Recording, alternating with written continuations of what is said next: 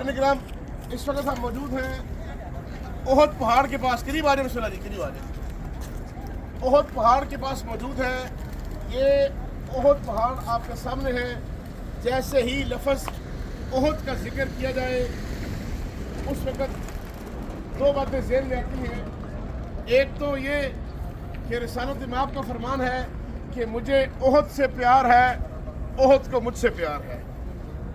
ये रसूल खुदा का आशिक पहाड़ है। रसूल खुदा को भी मोहब्बत है ओहद के साथ। दूसरा, ओहद के हवाले से एक हदीस मुबारक है। रिसालत इमाम ने बयान किया कि अगर कोई शख्स ओहद पहाड़ जितना सोना अल्लाह की राह में खैरात कर दे, इतना बड़ा पहाड़ अगर किसी की मलकियत हो और सारे का सारा सोने का हो, आपको बड़ा बखूबी ख्वातीन को पता है कि सोने की एक कंकर कितनी कीमती होती है, पत्थर कितना कीमती होगा और ये पहाड़ कितना कीमती होगा। आपने बयान किया कि अगर पूरा का पूरा पहाड़ सोने का हो जाए और कोई शख्स अल्लाह की राह में खैरात कर दे, इतना नेक बंदा हो कि नूह नबी जितनी अल्लाह उसे उम्र दे और पूरी जिंदगी वो दिन में रोजा रखे और पूरी रात शबेदारी जाकर इबादत करे। सुन रहे नहीं?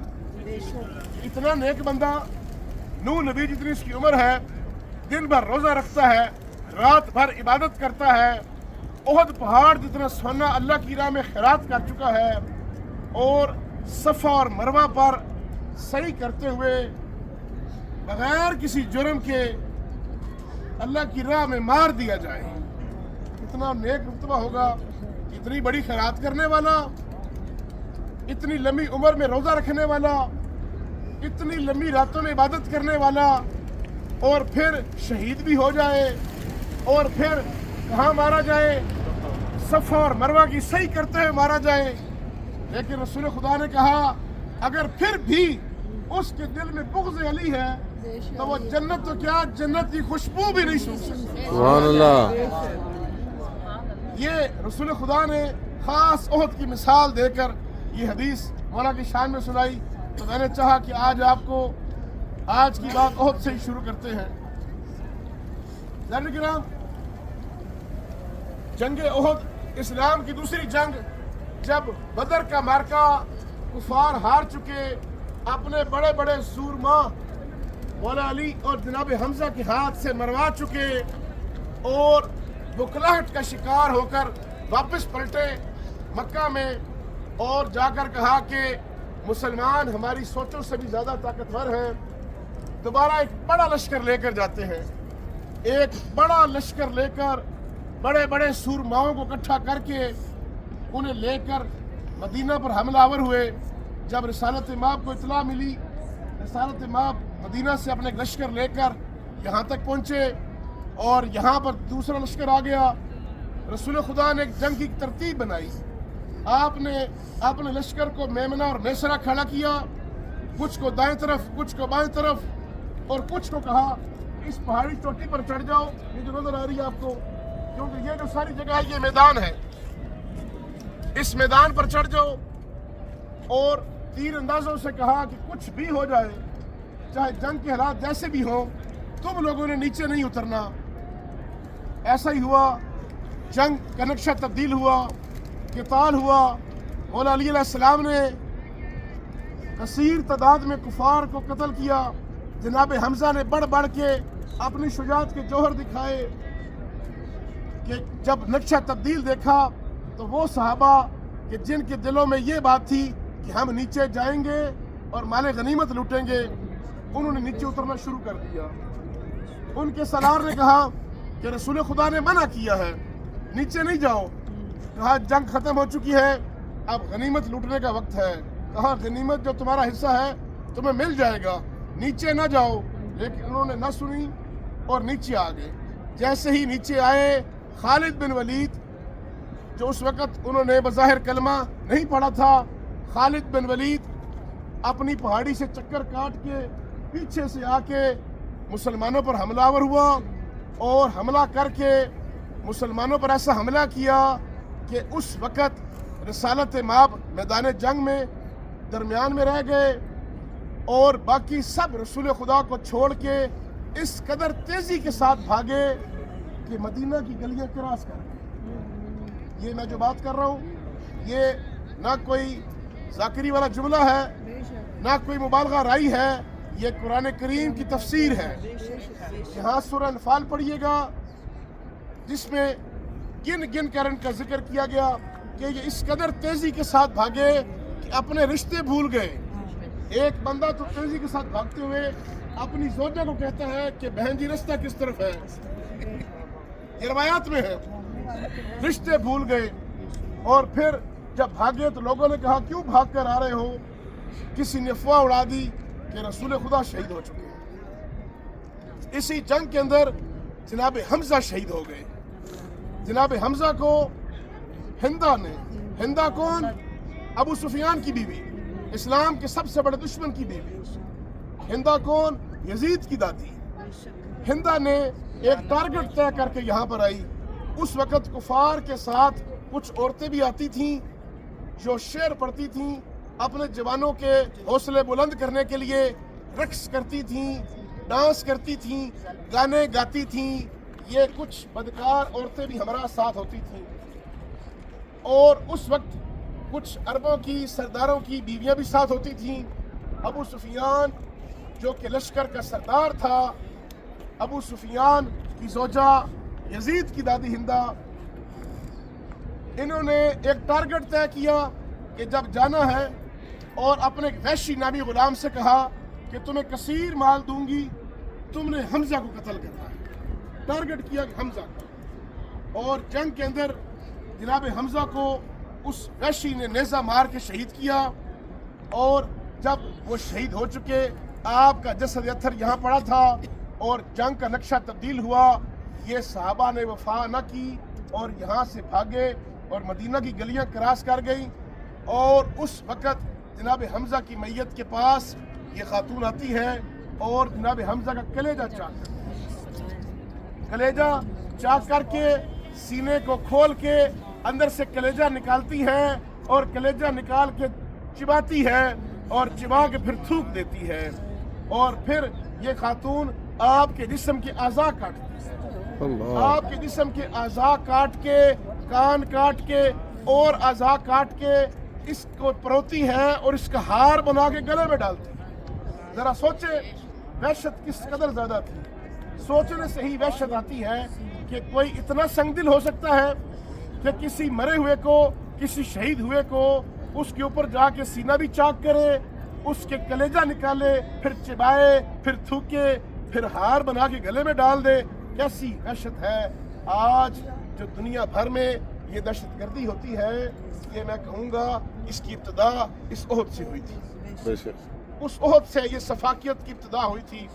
حضرات کرام، اس کے بعد رسالت مآب کے بارے میں افواہ پھیل گئی۔ اس جنگ میں رسول خدا کے 2 دندان شہید ہوتے ہیں اور رسالت مآب ایک جگہ گر جاتے ہیں، اور امیر المومنین رسول خدا کے پاس آ کر کھڑے ہو جاتے ہیں اور چاروں طرف سے بڑھ کر آپ کا دفاع کرتے ہیں۔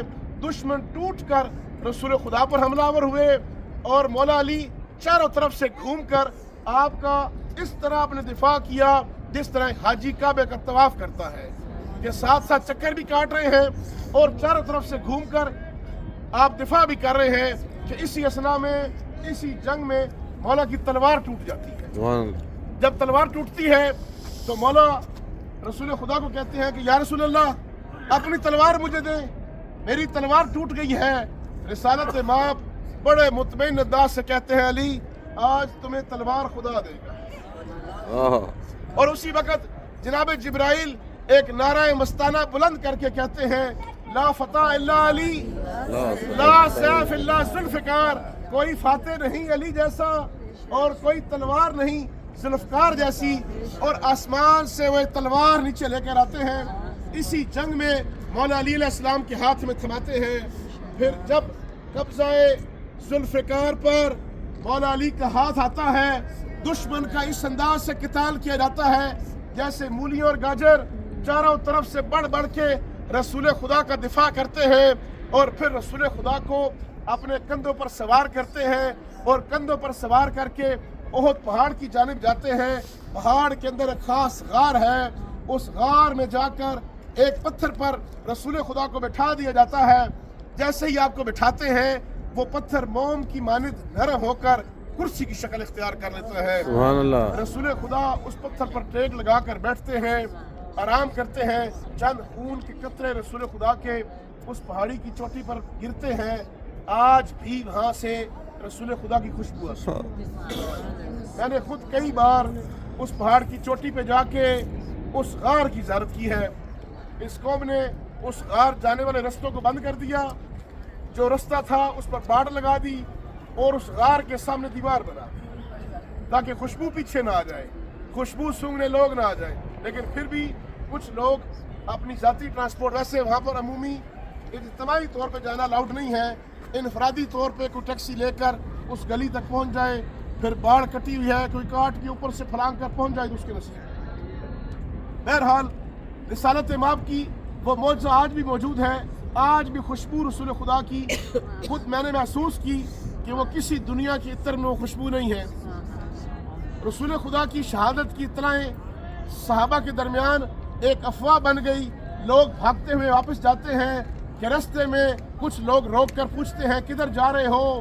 کہا رسول خدا کا انتقال ہو گیا، آپ کی شہادت ہو گئی۔ تو کسی نے کہا کہ جب رسول خدا شہید ہو گئے تو تم کس لیے جا رہے ہو؟ تم بھی مر جاؤ، تم بھی شہید ہو جاتے، تم بھی جو ہے وہ میدان تو نہ چھوڑتے۔ قرآن کریم میں ان بھاگنے والے لوگوں کے بارے میں سخت بات کی گئی کہ جنہوں نے رسول خدا کا ساتھ چھوڑ دیا اور کچھ نے بعد میں تجدید عہد کیا، تجدید ایمان کیا، کچھ نے بعد میں دوبارہ کلمہ پڑھا۔ جب مولا علی سے کہا گیا کہ جب سب رسول کو چھوڑ کر بھاگ گئے تھے آپ کیوں نہیں گئے؟ تو مولا نے کہا کیا میں ایمان کے بعد کافر ہو جاتا؟ یعنی مولا بتانا چاہتے تھے کہ جو رسالت مآب کو چھوڑ کر بھاگے ہیں وہ کیا ہو گئے تھے۔ خیر، لوگوں نے دوبارہ تجدید بھی کیا، کچھ نے معافی مانگی رسول خدا سے۔ یہ جنگ ہے، اس جنگ میں بہت بڑی قیمت چکانی پڑی، جس میں مصعب ابن عمیر جیسے اور حمزہ جیسے شہید ہو گئے۔ جناب حمزہ کی شہادت کے بعد پورے مدینہ کے اندر ایک کوہرام مچ گیا۔ مدینہ کے ہر گھر سے شہداء کی کثیر تعداد چونکہ اس جنگ میں شہید ہوئی، 70 صحابہ کرام شہید ہوئے۔ ان 70 صحابہ کرام کی میتیں جب ان کے گھروں میں پہنچتی ہیں ایک کوہرام بچ جاتا ہے۔ میں یہ بات جو بیان کروں گا یہ سیرت النبی جو علامہ مودودی نے اور دیگر علماء کرام نے سیرت نبی کے اندر بیان کیا ہے کہ رسول خدا نے جب سنا کہ مدینہ کے ہر گھر سے رونے کی آوازیں بلند ہو رہی ہیں تو رسالت مآب صلی اللہ علیہ وآلہ وسلم نے ایک ٹھنڈی آہ بھرتے ہوئے کہا کہ کاش آج بھی حمزہ کے غم میں بھی گریا کرتے۔ صحابہ کرام نے یہ بات سنی اور جا کر اپنی ازواج کو بتائیں۔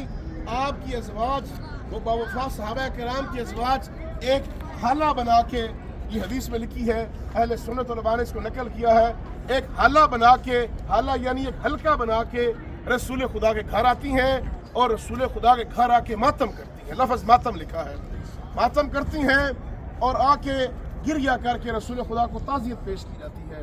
رسالت مآب جب یہ منظر دیکھتے ہیں تو دعا کے لیے ہاتھ بلند کرتے ہیں کہ یا کریم اللہ، جس طرح آج یہ اس مشکل وقت میں میری ڈھارس بندھانے آئی ہیں، خدا ان کو اس کا اجر عطا کر۔ رسالت مآب اس پر ان کے لیے دعا گو ہوتے ہیں، اس ماتمی حلقے کے لیے جو سب سے پہلے شہید کے غم میں رسالت مآب کے گھر میں جاتا ہے۔ ظاہرین کرام، کچھ اتنا پیار تھا رسول خدا کو حمزہ کے ساتھ، اپنے چچا کے ساتھ، کہ جیسے رسول خدا کے 2 بازو میں سے ایک بازو گر گیا۔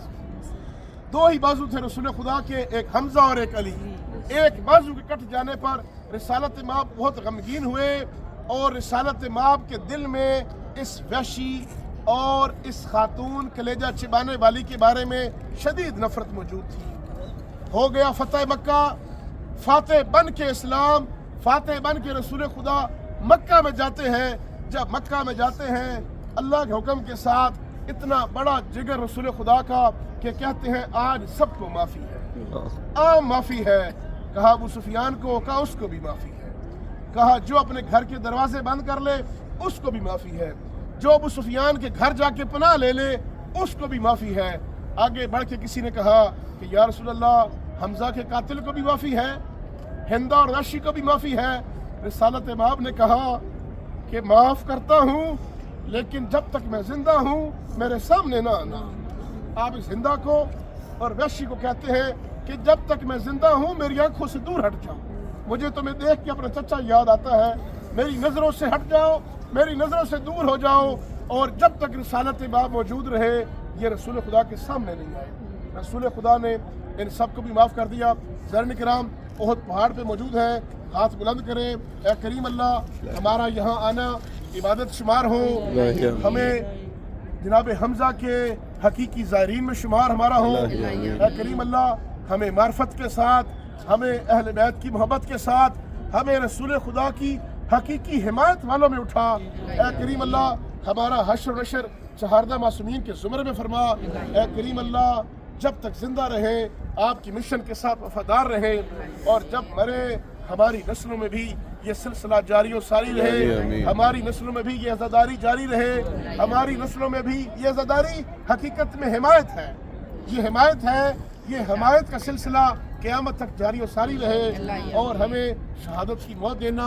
اے کریم اللہ ہماری دعا ہے کہ بھیج اس منتقم کرار کو کہ وہ آئے اور آ کے حقیقی معنوں میں انتقام لے، اور ہمیں اپنے مولا کی جانثاروں میں شمار فرما، ہمیں مولا کے قدموں میں شہادت نصیب فرما۔ خدا ہماری تمام دعاؤں کو اپنی بارگاہ میں قبول و منظور فرمائے۔ قاری نے بھی جائیں گے۔